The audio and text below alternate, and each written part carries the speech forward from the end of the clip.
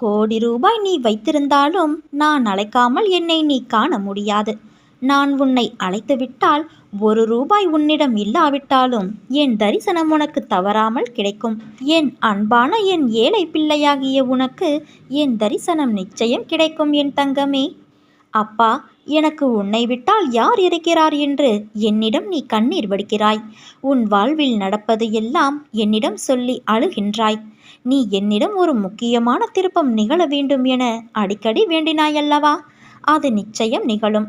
அது நிகழ்ந்தால் அதன் பிறகு நீ நிம்மதியாக இருப்பாய் என் தங்கமே. அந்த திருப்பங்கள் வரும் நாட்களில் நடக்கப் போகிறது. உனக்கு நிம்மதியாக உறங்கி பல நாட்கள் ஆனதாக கூறினாயல்லவா? அதுவும் மாறப்போகிறது. எல்லா மாற்றங்களையும் கண்டு நீ நிம்மதியாக உறங்குவாய்.